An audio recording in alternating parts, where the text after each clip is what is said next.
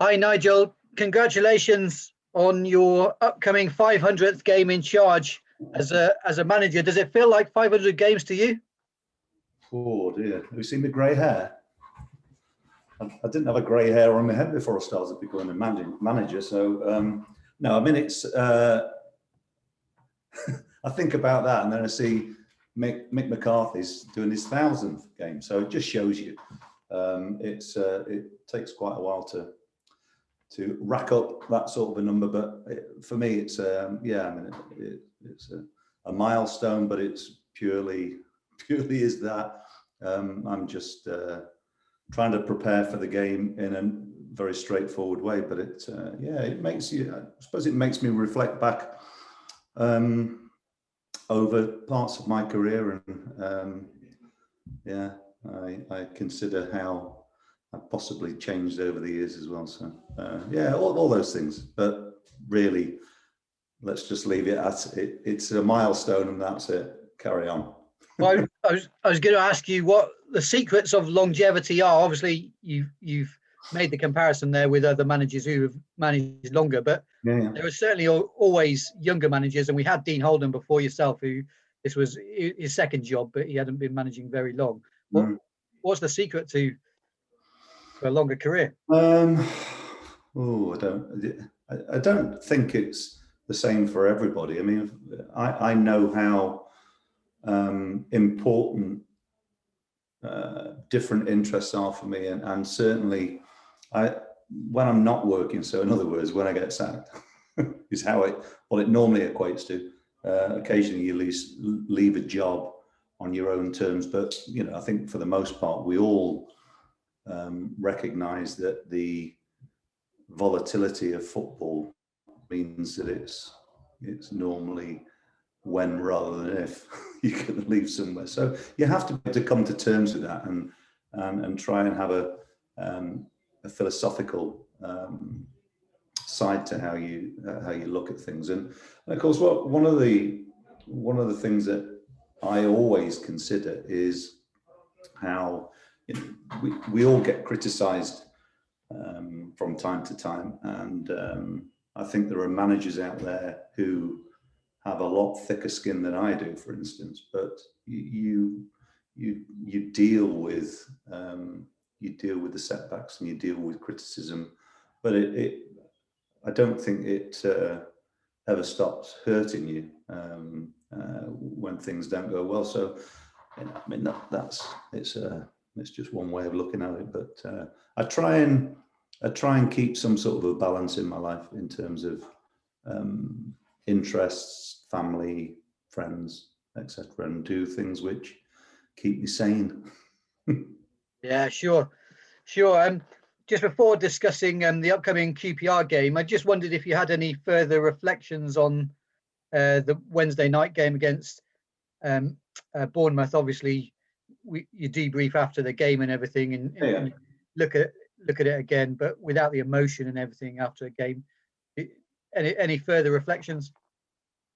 Only that I'm focusing on the positive aspects, and there were lots of things that I thought we did well.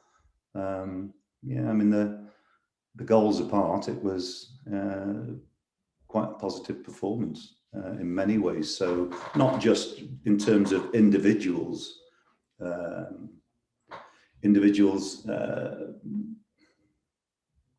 continuing to perform at a good standard, but I think collectively we showed a bit of cohesion, which is always important. So the organisation of a team allows individuals to bring their qualities to the team. I think that's the important thing to remember. So yeah, it's disappointing to lose, of course, because we don't want to lose football matches, but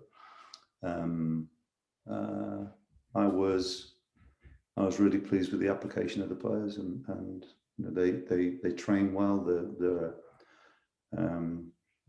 They're a relatively low maintenance group in that regard, in the sense that it's when we go out in the field to train, they try and execute what we're trying to do, and that's always an important aspect of it. Yeah, I was going to ask you your thoughts on the squad, but you've sort of headed me off at the pass there, Nigel. So City have lost their last 4 home league games. How imperative is it that they get a result against QPR on Saturday? Well, it's important for us, just in the context of the season, that we got beaten by Bournemouth and we want to get a response. So outside of that, I don't spend a lot of time looking too much at the statistics. Yeah, I mean, I think it goes without saying, if you want to have a successful campaign, your home forms are always going to be very, very important. But we shouldn't underestimate the difficulties of playing at your own ground without your fans there. It's just not the same, and I think that does have an influence on some teams, you know, and whether we've suffered for that reason, I would suspect that there is an element of that. But again, my approach to these situations is quite straightforward, and that is looking for us to perform as near to our max as possible, both as individuals, but more importantly collectively too. So that's always my that's always the underlying theme that that's my mantra, I suppose, in regard to what we talk about with the players. Just wanted to pick you up on one thing you said there, Nigel, about statistics. Obviously, there's a lot of talk in the game these days about data and expected goals and everything like that. Is that something you use in your analysis at all, or maybe less so? To be very, very political, I, like most people, use statistics to to paint the picture that I want to paint. You can do whatever you want with statistics. That where it's important to me would be in terms of loading. So I don't want to go down the talking about the injury situation too much, but I think what we need to strive to do and will do is make sure that we keep the play. We use the statistics in terms of our training loads to protect players and make sure we either don't get overtrained or undertrained players, because that's really when they're most vulnerable to picking up injuries, when they've either done too much or not enough, and that's really the where I am very interested in statistics, not necessarily the statistics of games. Again, you have to really understand how to use them, because the tactical influence can really affect how statistics look. So, you know, like I say, you can either make them dress them up and use them in a positive way, or you can use them negatively. For me, I think it's important to combine using your experience, using your eyes, listening to the opinions of other members of staff, and of course, utilizing technology to try and maximize performance, because that's what it's always about. It's about getting the best out of your players. Yeah, sure. And the club has announced that there are 4 players possibly in contention to play, I think, next week on Tuesday for the under-23s. Will you go down to that game? Have you been down to the Optima Stadium before at Weston-super-Mare?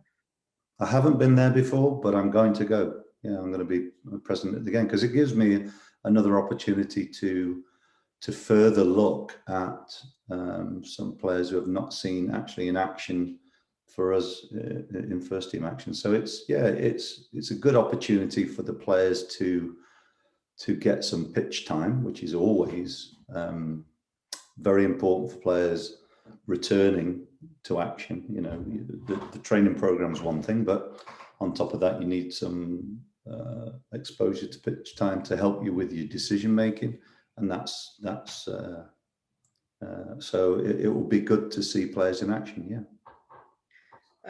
Just finally on the injuries, how far away are Jay De Silva and Tommy Rowe, do you know, Nigel? Are they close to returning as well? Well, Jay's making good progress. I mean, you know the extent and the type of injury. He's just getting used to how that feels now, which is not always straightforward. And somebody who's broke my leg myself, it's not necessarily a easy thing to deal with when you've got added clutter in your leg. But I mean, no, he's making good progress. Tommy, yeah, looks good out on the field.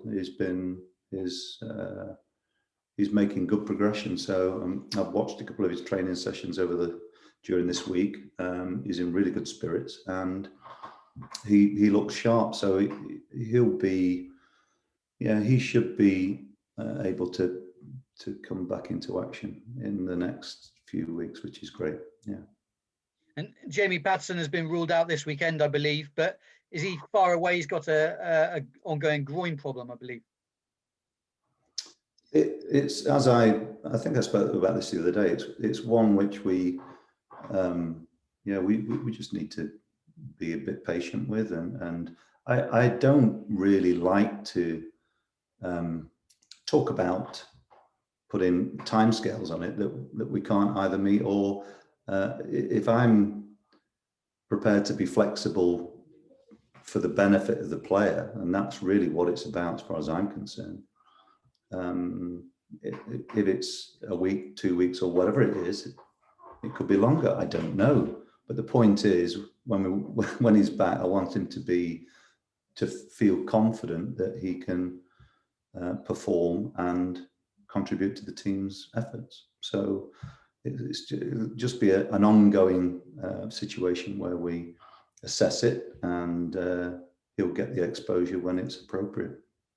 Just lastly, on QPR, what do you make of Mark Warburton's side visiting on Saturday?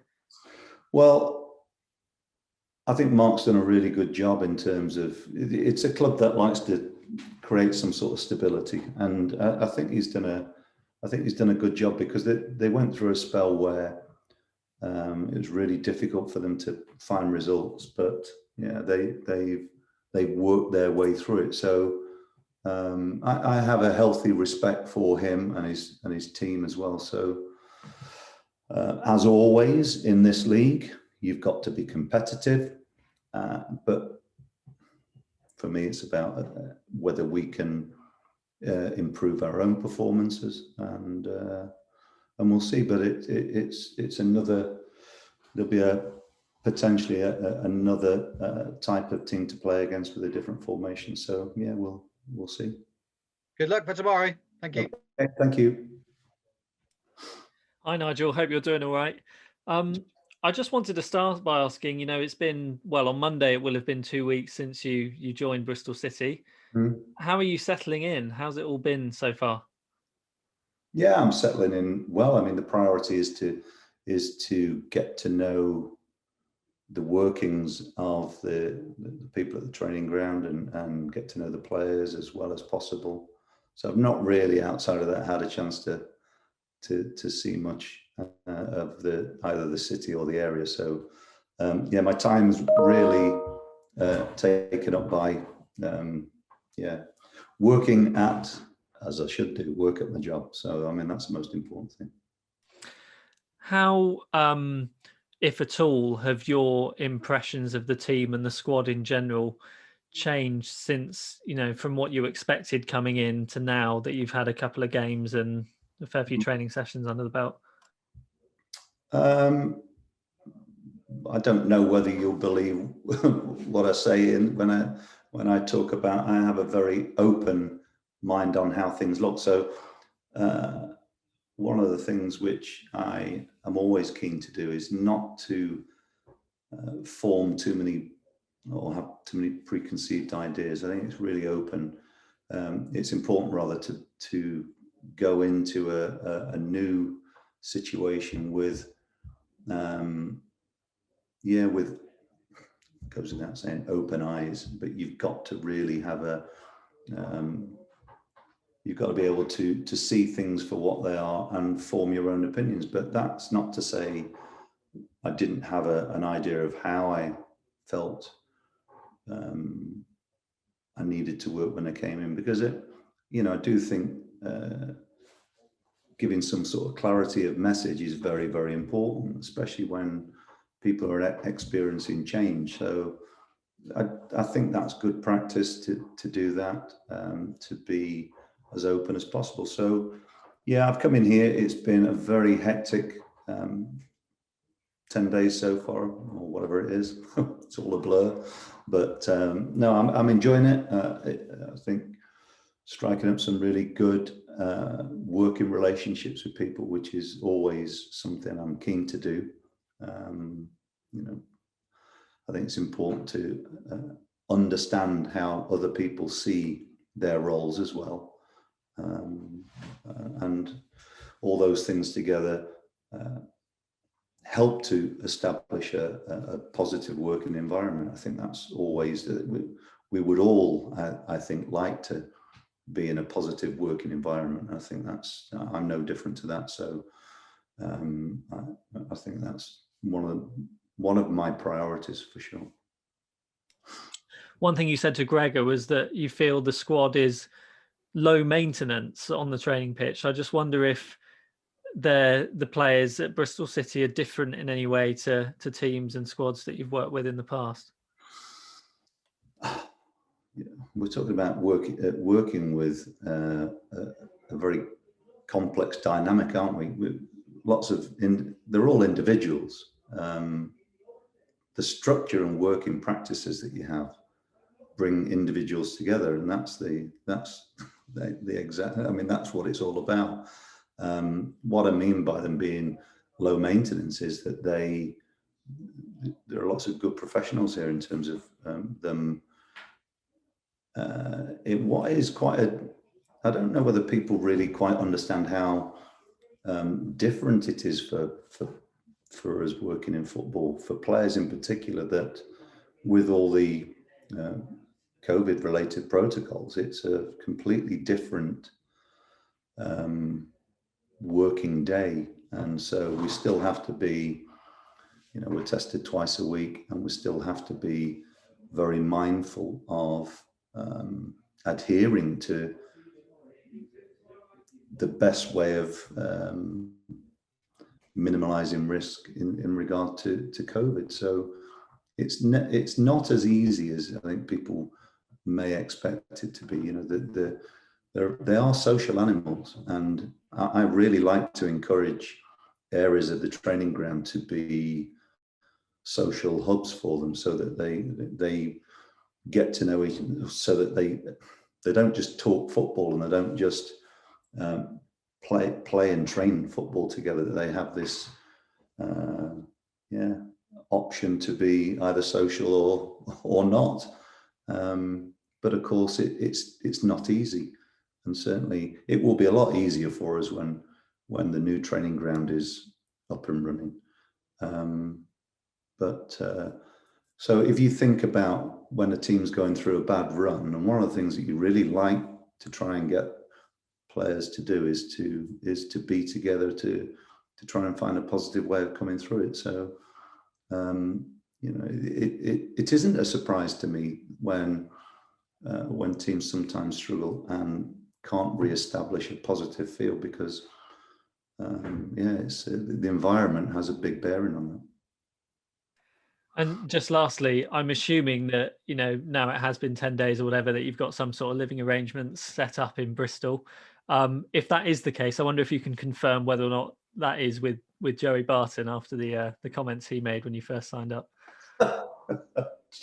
Whether my living arrangements with Joey, I think although we really do get on, and obviously when we work together, I'm quite a bit older than him, so I was a coach and he was a player, but I really like Joey a lot, and he's a really bright and funny guy as well, and a really good football person.